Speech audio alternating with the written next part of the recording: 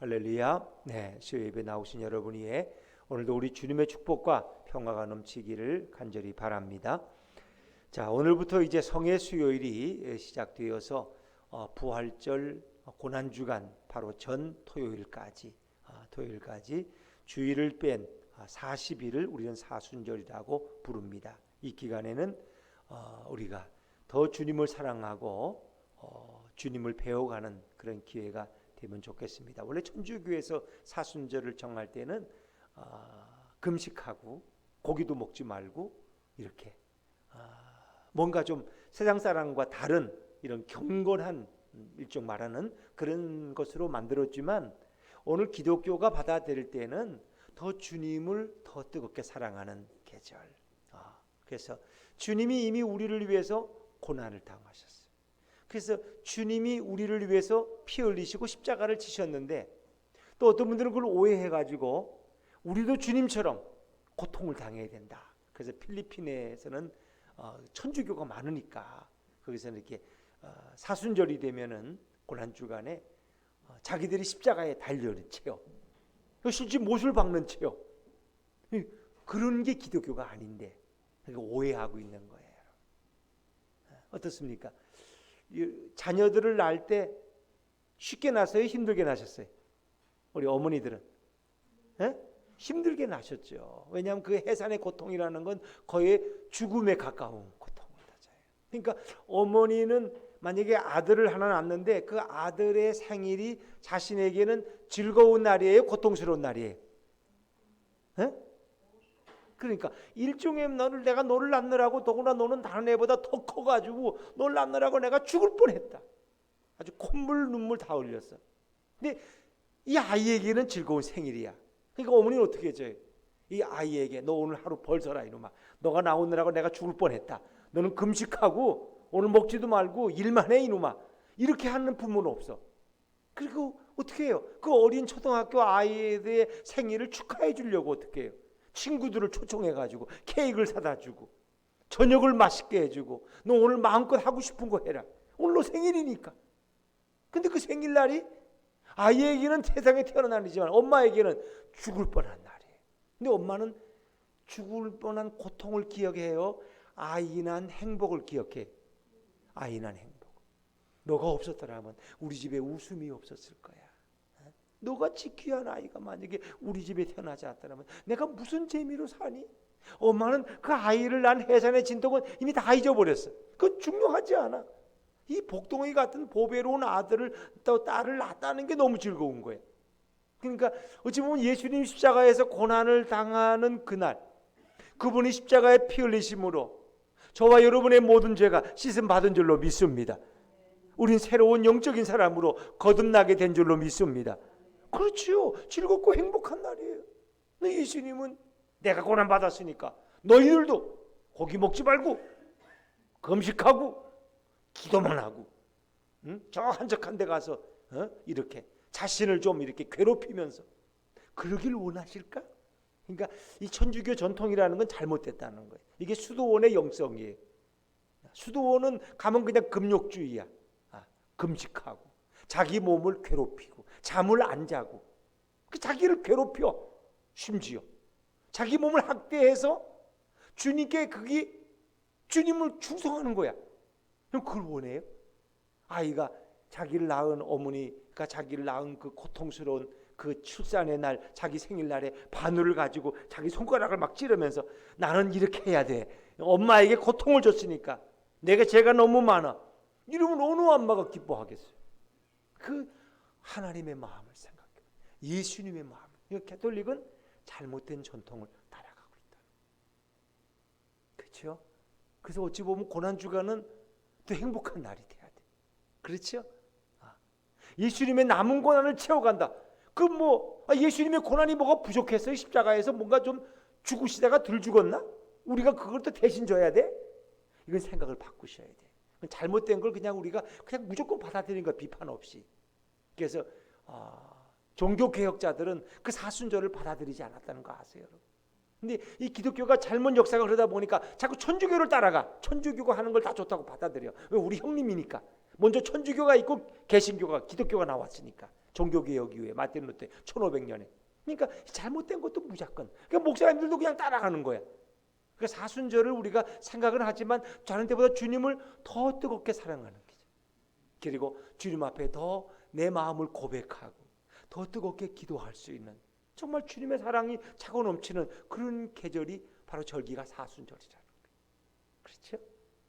그래서 우리는 그때 뭐 이왕이면 좀 이런 일정을 정해서 우리가 기도도 많이 하고 또 성경도 읽고 또 그리스도의 복음도 사랑도 전하고 이렇게 해서 정말 하나님이 인간의 몸을 입고 이 땅에 우리를 위해서 오셔서 고난당하시고 우리를 위해 자신의 생명까지 내어주신 그 놀라운 사랑을 가슴 깊이 묵상하면서 감사할 수 있다면 그것이 진정한 사순절의 의미다. 저도 금요일 고난주간에 성금요일 되면 한 끼 굶는 게 왜 이렇게 미리부터 걱정이 되는지 아침을 굶을까 점심을 굶을까 주일날 금식하자 그래놓고 이 목사 체면에 안 굶을 수도 없고 참 이게 근데 아침보다는 아침이 좀 쉽긴 해요. 또 아침이 근데 점심을 굶는다니까 굉장히 힘들어. 그거는 하루 종일 굶는 것 같아 그냥. 근데 어찌 보면 뭐 또 잘 금식하는 분들이 있어요. 먹고 좋죠 그렇게 하시면. 그런데 고난주간은 금식하는 날의 의미는 아니다. 주님의 사랑을 더 깊이 생각하고 감사하고 어찌 보면 그의 부활을 축하하기 위해서 이미 우리가 그 사랑을 깊이 생각하는 계절이다. 자신을 자학하는 그런 것은 아니다 하는 것을 여러분 생각하시고 이제 오늘부터 부활절 4월 4일까지 한 46일인가요? 근데 이제 주일 빼고 40일 사순절인데 그 기간을 우리가 좀 더 어떻게 의미 있게 어떻게든 예수님을 사랑하면서 보낼 수 있을까? 이렇게 우리 주님만을 더 의지하는 아름다운 절기가 될 수 있기를 주의 이름으로 축원합니다. 우리 그리스도인들을 향해서 우리가 부르는 가장 좋은 호칭이 있다면 물론 성도, 크리스찬 이렇게 부르지만은 이 공동체를 부를 때 우리는 어떻게 해요? 우리는 모두 그리스도 안에서 뭐예요? 한 공동체, 한 몸. 또 좋은 말이 있어요. 패밀리. 근데 한 가족이에요. 가족. 저 여러분이 뭐 가족이라면 아니 목사님하고 나하고 피도 안 섞였는데 무슨 가족이냐고.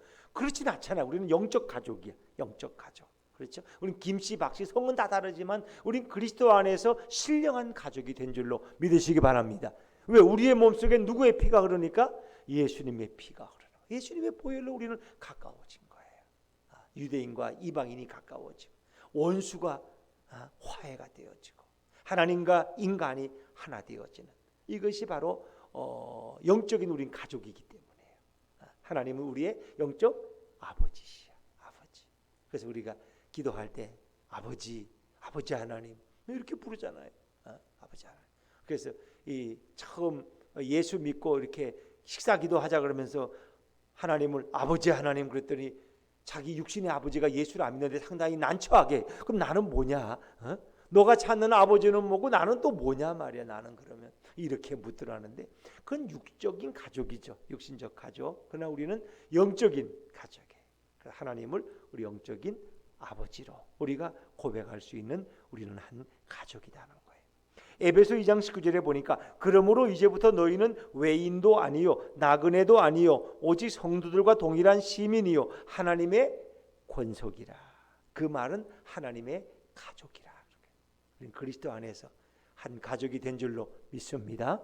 우리 옆에 분들 앞뒤 분들 한번 인사하시죠. 당신과 나는 그리스도 안에서 한 가족입니다. 시작. 당신과 나는 그리스도 안에서 한 가족입니다. 우리 한 가족이라는 거예요. 한 지체.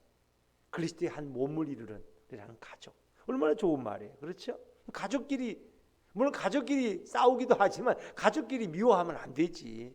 허물이 있어도 가족은 이렇게 품어줄 수 있고 그거를 잘 이해할 수 있는 게 또 가족 아닙니까? 그래서 교회는 가족 같은 속회, 가족 같은 구역, 그렇죠? 가족 같은 목장, 또 가족 같은 교회를 이룰 때 얼마나 좋겠습니까? 자, 가족들은 모든 것을 이해하고 서로 격려할 수 있는 그런 관계. 그래서 우리가 이런 명절이 되면은 가족들이 모인다는 것이 얼마나 기대가 되고 물론 가족들이 만났다가 때로는 상처가 될 수도 있지만 그래도 가족들은 만나고 싶어 하고 또 만나면 서로가 격려가 되고 그런 거죠. 이게 가족이라는 거예요. 가족. 자, 그런데 이제 우리가 그리스도인들이 가족이 된다는 의미는 한 가지 조건이 있어요. 우리 안에 성령이 임하면 우리는 그리스도의 가족이 되는 줄로 믿습니다. 우리 안에 성령님이 임재해 계실 때 우리는 그리스도 안에서 영적 가족이 되는 거예요. 그래서 우리는 가족의 사랑과 가족의 우정, 가족의 친밀감을 느끼며 나누고 살아가게 됩니다. 그래서 우리 안에 성령을 모시고 살아간다는 것은 정말 놀라운 특권입니다. 그래서 인간이 받을 수 있는 최고의 선물은 바로 성령입니다. 여러분이 받은 최고의 선물이 어떤 선물입니까? 양복 한 벌입니까? 좋은 외제차입니까? 여기 보면 외제차 받은 분은 없는 것 같고, 그러나 우리가 받은 최고의 선물은 성령님을 선물로 받은 거예요. 너희가 회개하라. 그리고 예수 그리스도의 이름으로 죄 사함을 받으라. 그리하면 성령을 선물로 받으리라. 할렐루야. 너희가 성령을 선물로 받으리라. 사도행전 2장 38절에 주시는 성령의 음성이에요. 성령을 선물로 받는 것이 가장 귀한 것이다. 그래서 우리가 하나님의 영을 우리가 받을 때 우리는 그리스도의 사람이 되는 거예요. 자, 우리 8장 9절 말씀 한번 다시, 지난주의 말씀이지만 지난 수요일 8장 9절 말씀 한번 읽어볼게요. 8장 9절 시작. 만일 너희 속에 하나님의 영이 거하지 아니하면 너희가 육신에 있지 아니하고 영에 있나니 누구든지 그리스도의 영이 없으면 그리스도의 사람이 아니라. 그리스도의 영, 곧 성령이 내 안에 계실 때 우리는 진정 그리스도의 가족이 되고 그리스도의 사람이 될 수 있다 하는 것입니다. 요한복음 14장 17절에 보니까 저는 너희와 함께 거하시며 또 너희 속에 계시겠음이니라. 이건 성령님이 우리와 함께 거하시며 우리 속에 계시겠다는 거예요. 그래서 우리가 191장 잘 부르는 내가 매일 기쁘게 그 찬양 속에도 성령이 계시네, 성령이 계시네, 할렐루야, 함께 하시네. 그렇습니다. 성령님이 우리 속에 함께 계십니다. 자, 우리는 이제 기도할 때도 그렇고 성령의 임재, 성령의 내주, 성령의 거하심 이런 용어들을 쓸 때가 많아요. 근데 그건 그렇게 어려운 말이 아닙니다. 성령의 내주, 성령님이 내 안에 거하시는 거예요. 거주하시는 거예요. 거주지가 어디냐, 뭐 누구와 동거하고 있느냐 이렇게 물을 수 있어요. 성령님이 나와 동거하고 계시는 거예요. 그래서 예수님을 영접한 사람은 이미 성령님이 그 사람 안에 이미 내주에 계신 줄로 믿으시기를 바랍니다. 예수님을 영접하면 누구든지 이 땅에 오신 하나님의 아들이신 예수 그리스도를 내 구주로 영접하는 자, 곧 그 이름을 믿는 자들에게는 하나님의 자녀가 되는 권세를 주셨다. 예수님을 영접한 사람은 이미 성령이 그 안에 임재해 계시는 거예요. 그래서 아들이 있는 자에게는 생명이 있고 아들이 있는 자에게는 성령이 함께 동거하십니다. 중요해요. 아들 예수, 성자 하나님이신 그 예수님을 영접하고 모셔드리면 바로 내 안에 하나님이 계신 것이요, 성령님이 내주에 계신 것이다. 그러니까 뭐 성령님은 계시는데 하나님은 안 계시고 이런 말은 없어요. 왜? 삼위일체는 같은 한 분이시기 때문에. 성령이 내 안에 있다는 것은 곧 그 아들이신 예수, 성자 하나님이신 예수님이 내 안에 임재해 계신 것을 의미해요. 반대로 말하면 예수 그리스도를 내 주인으로 영접하면 내 마음속에 성령님도 내주하는 것을 의미하는 것입니다. 그 중국에 재미있는 얘기가 있어요. 그 고대 유물들을 수집하는 이런 사람인데 어느 시골을 이렇게 가다 보면 가끔 이렇게 좀 값진 그릇이나 도자기를 발견해서 그걸 사다가 팔고 그러는 사람인데 어느 시골을 가다 보니까 이렇게 문을 열어놨는데 그릇이 하나, 근데 개 밥그릇이에요. 근데 그게 가만히 봤더니 진시 황제 때 쓰던 그릇 같아. 굉장히 귀한 그릇이에요. 근데 저걸 개밥그릇을 팔라 그러면 그 사람이 팔겠어요? 그걸 왜 살 거냐고 그러면 또 얘기를 했다가는 뭐 값이 뭐 엄청나게 오르고 그래서 저거를 좀 어떻게 사긴 사야 되는데 이 시골 농부가 좀 어리숙하니까 어떻게 사면 저 개를 사면은 저 개가 없으면 개 밖으로 그냥 거저주지 않겠느냐 이래가지고 그 시골 농부를 만나가지고 그 개가 쓸만한데 저 개를 사고 싶은데 나한테 안 팔겠니? 안 팔겠다는 거예요. 그래서 사정사정해서 나는 저 개가 마음에 드는데 저 개를 나한테 꼭 사면 내가 잘 키워서 이렇게 하겠다고 그러면서 이제 값을 자꾸 불렀어. 흥정을 하다가 현실가의 4배를 주겠다 그러니까 농부가 못 이기는 척하고 개를 팔겠다는 거야. 그래서 이제 개는 흥정이 끝났어. 그러니까 이제 개를 가져가면 저 개밥그릇을 둬서 뭐 하겠습니까? 그 개밥그릇을 저한테 덤으로 주시죠. 그들이 개밥그릇은 죽어도 안 된다는 거야. 그래서 개가 없는데 개밥그릇을 뭐에 쓰려고 저까지 걸 두냐 그랬더니 아유 그런 말씀하지 마세요. 저 개밥그릇 때문에요 개를 4반이나 벌써 비싸게 팔았다는 거예요. 그러니까 이 사람보다 이 시골 농부가 더 지혜로운 거야. 지나가던 사람들이 그 개밥그릇이 심상치 않으니까 그걸 다 사긴 사는데 안 파니까 개를 사겠다는 거야. 그래가지고 개값을 4배나 불러가지고 개는 팔고 개밥그릇은 못 판다는 거예요. 이래서 4마리나 벌써 팔아서 이득을 취했다고 하는 거예요. 여러분 개를 사면 개밥그릇이 와야 되는데 안 와. 근데 이 성령의 사건은 반대야. 예수님을 모시면 성령은 함께 따라올 줄로 믿습니다. 그게 중요한 거예요. 아들이 있는 곳에 성령님이 임재해 계신다. 그래서 성령을 모신 사람의 특권이 있어요. 성령을 모시면 우리는 모든 죄에서 해방될 수 있어요. 우리를 얽어매는 어떤 죄도 우리를 더 이상 괴롭힐 수가 없어요. 자, 우리 지난주에 읽었지만 로마서 8장 1절과 2절 말씀 한번 다시 읽어볼까요? 로마서 8장 1절과 2절 시작. 그러므로 이제 그리스도 예수 안에 있는 자에게는 결코 정죄함이 없나니 이는 그리스도 예수 안에 있는 생명의 성령의 법이 죄와 사망의 법에서 너를 해방하였음이라. 아멘. 생명의 성령의 법, 이 성령의 법이 모든 것을 다 얽어맬 것을 다 끊어버려. 죄와 사망의 법에서 우리를 해방시킨다는 거예요. 성령이 임하면 여러분을 얽매고 구속하는 모든 죄에서 우리는 해방되어지는 것이다. 참 놀라운 거예요. 그래서 우리의 모든 죄를 성령님은 가져가시고 우리에게 성령의 충만함을 경험하게 하시는 거예요. 미가서 7장 19절에 보니까 하나님은 우리의 모든 죄를 가져다가 저 바다 밑 깊은 곳에 던지셨다 하는 이런 말씀이 있습니다. 우리의 죄를 다시 떠오르지 않게 저 바다 밑에 던지셨다는 거예요.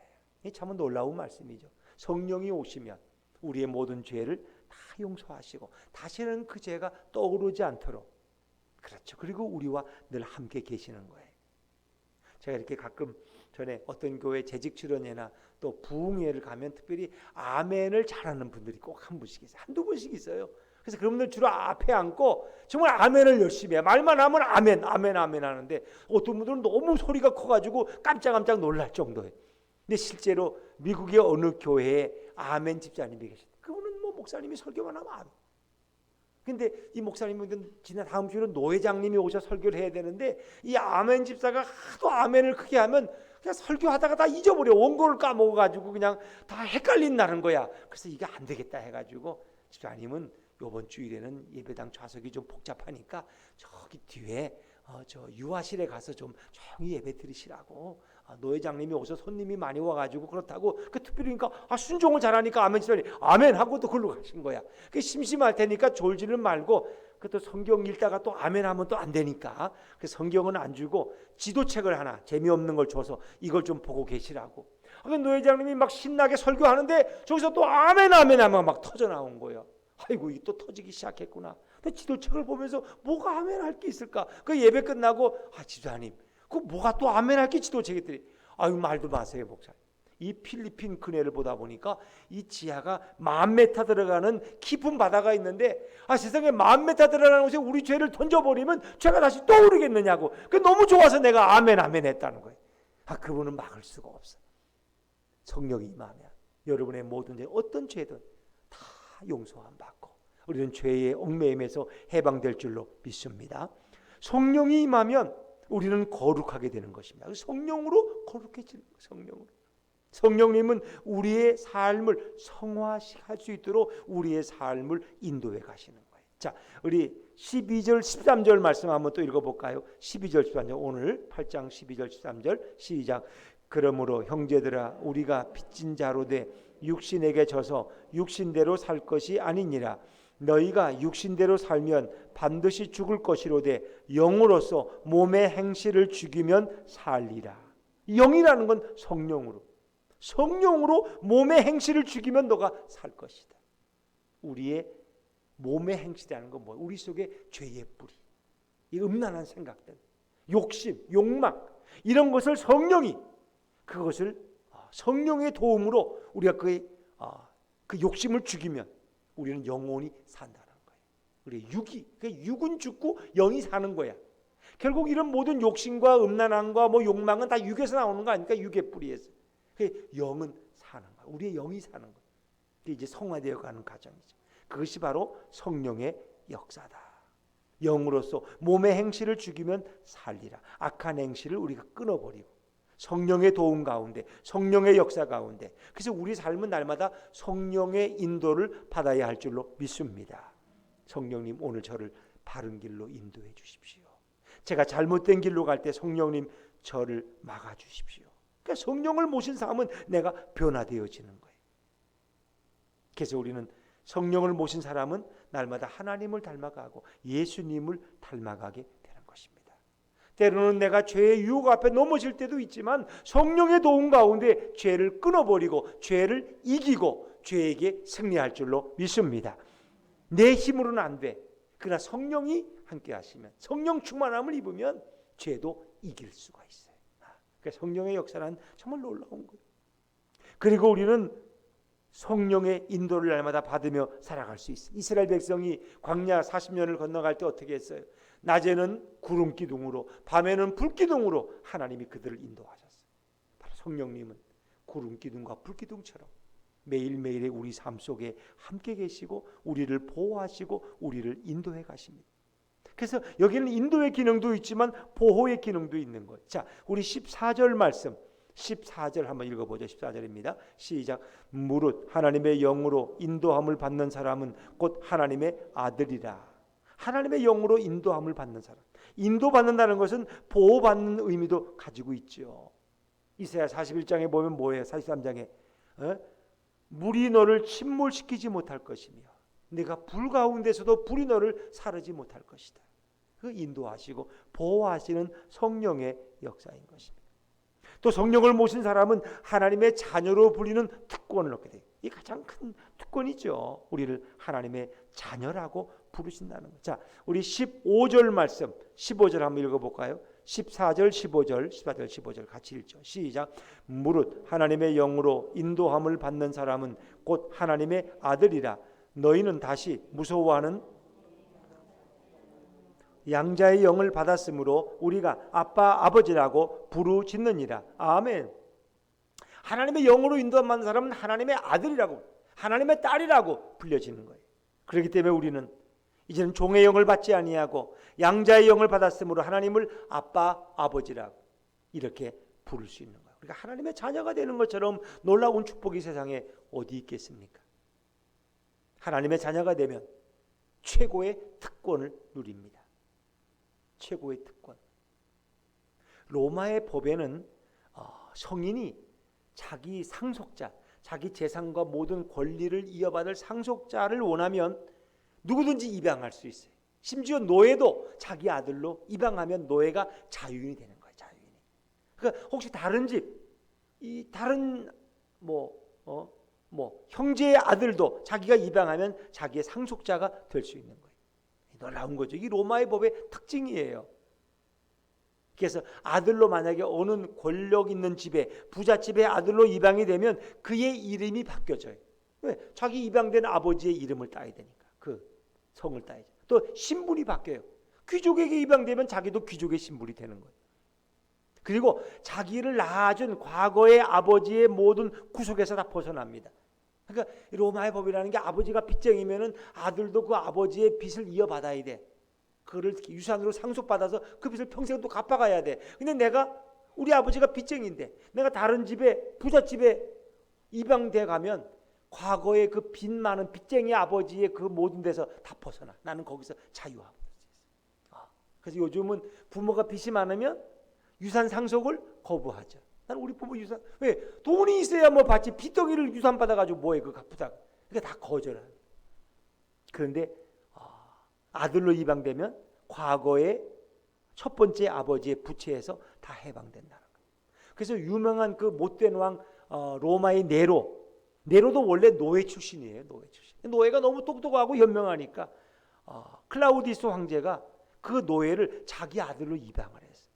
그리고 그 네로가 로마의 제5대 황제가 됐는데 역시 그는 성격이 난폭했어.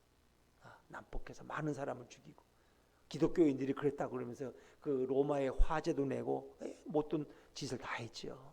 그는 원래 노예 출신이에요. 빌리 브레이라는 한 술주정뱅이는 예수를 믿고 변화되어서 새로운 사람이 되었고 설교자가 되었어요. 근데 그는 늘 그렇게 고백합니다. 나는 왕의 아들이다. 나는 왕의 아들이다. 우리가 왕 대신 예수님의 아들, 하나님의 아들이 되었다는 거예요. 여러분 왕의 딸이고 왕의 아들입니다.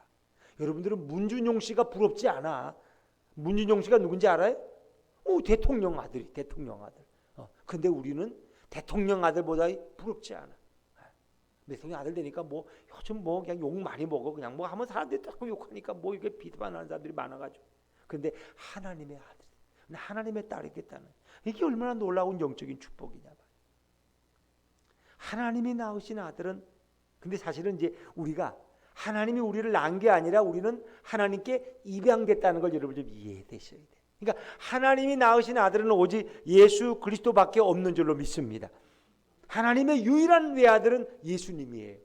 그렇기 때문에 하나님이 또 아들을 낳으면 그 독생자가 안 되는 거야. 왜? 독생자 예수를 우리를 위해 내어주셨거든. 그래서 예수 그리스도 외에는 우리는 다 뭐예요? 자녀로 입양된 거예요. 입양된 거. 그걸 이해하셔야 돼요. 그래서 오늘 성경에도 뭐예요? 양자의 영. 양자라는 건 입양된 아들이 양자 아닙니까? 친자가 있고 양자가 있듯이. 그렇죠? 내가 아는 친자고 그다음에 입양된 아들은 양자예요.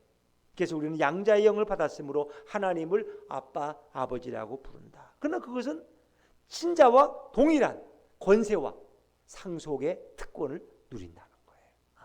천국의 상속자가 됐다는 게 생각만 해도 얼마나 놀랍어요. 또 우리는 이제 아버지와 최고의 친밀감을 누릴 수 있어요. 자녀와 아버지의 관계가 뭐예요? 아빠, 아버지라고 부르는 거예요. 하나님을. 그래서 참 우리 대한민국과 이스라엘은 이런 공통점. 아람어로 이 아빠라는 말은 굉장히 그 친근한 말인데 우리도 아이들이 아빠.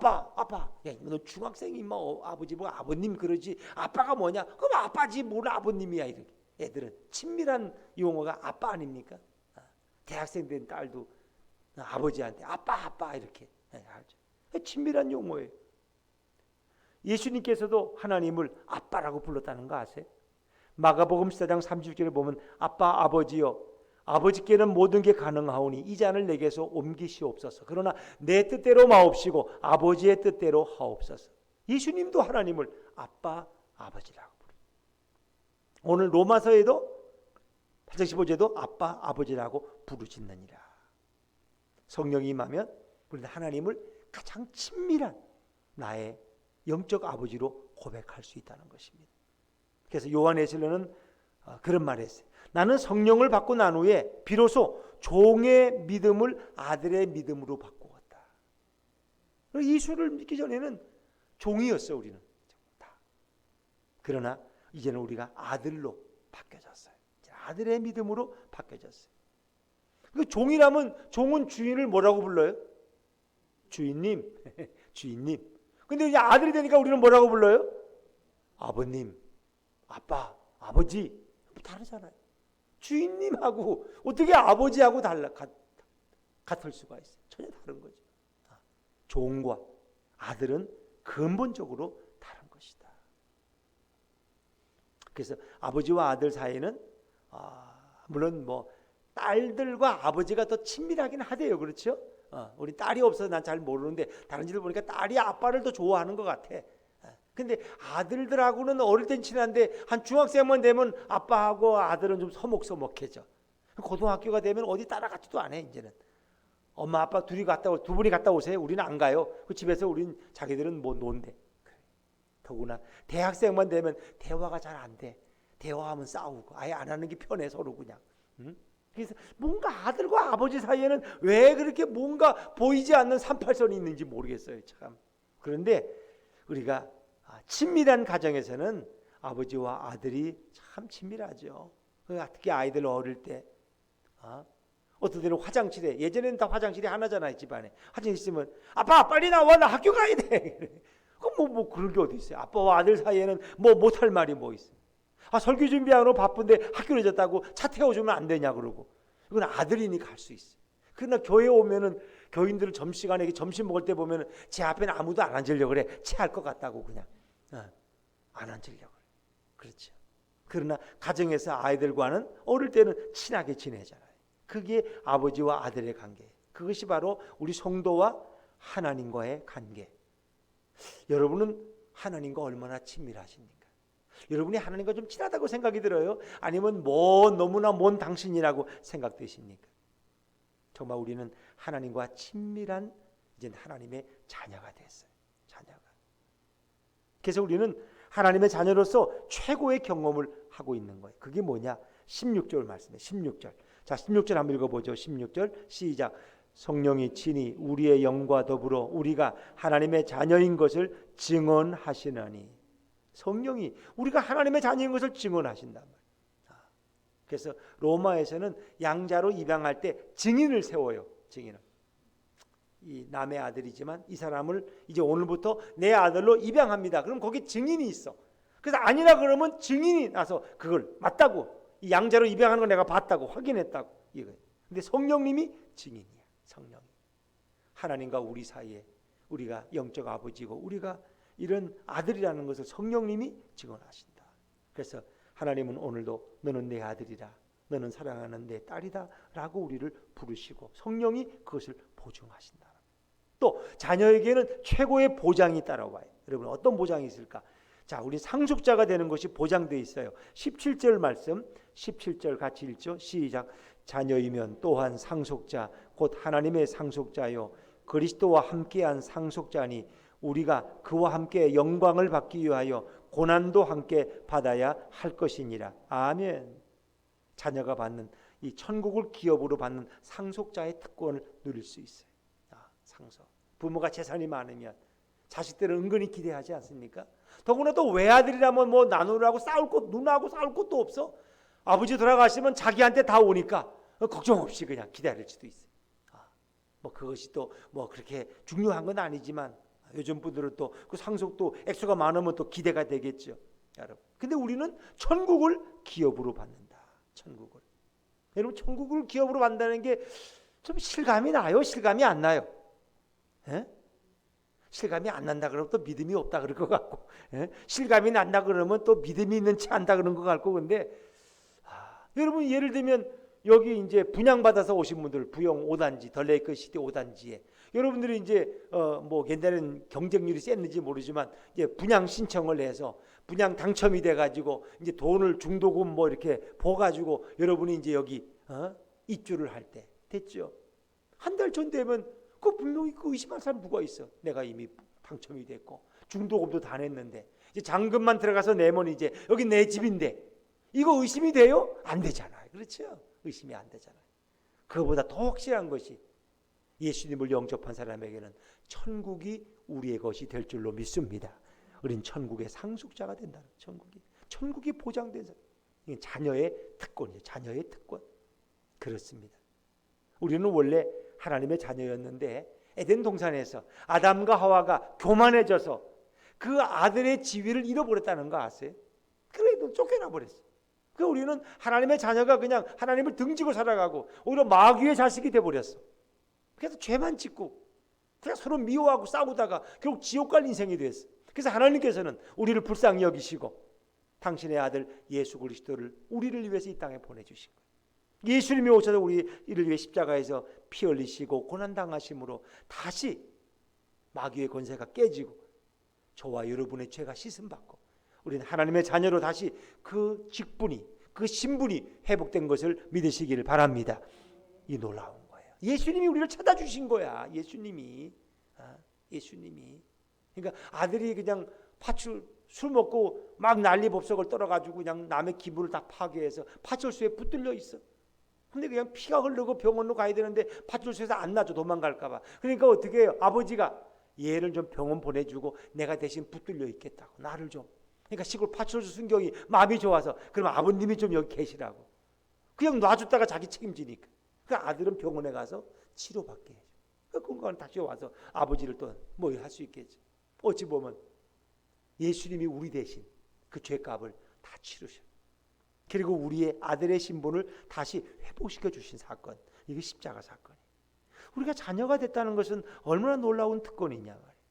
그래서 성경은 하나님이 나의 아버지시고 내가 하나님의 자녀라는 사실을 증거하고 있습니다. 그리고 내 안에 계신 성령님이 여기에 대한 증인이 되신다는 거예요.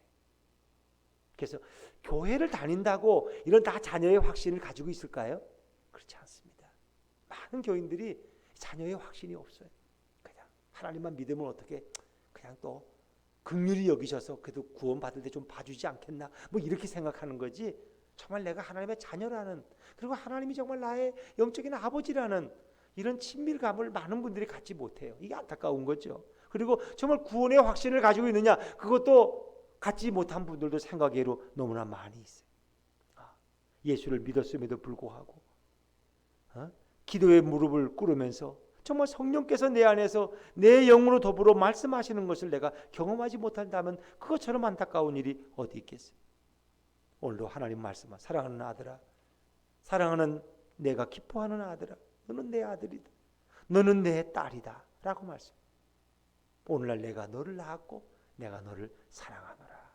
그래서 그 복음성가 가사 중에 그런 거 있죠. 힘들고 지쳐 낭망하고 넘어져 일어날 일 전혀 없을 때에 조용히 다가와 손잡아 주시며 나에게 말씀하시네. 나에게 실망하며 내 자신 연약해 고통 속에 눈물 흘릴 때에 못자국 난 그 손길 눈물 닦아 주시며 나에게 말씀하시네. 너는 내 아들이라 오늘날 내가 너를 낳았도다. 너는 내 아들이라 나의 사랑하는 내 아들이라. 언제나 변함없이 너는 내 아들이라. 나의 십자가 고통 해산의 그 고통으로 내가 너를 낳았으니 너는 내 아들이라 오늘날 내가 너를 낳았도다. 너는 내 아들이라 나의 사랑하는 내 아들이라.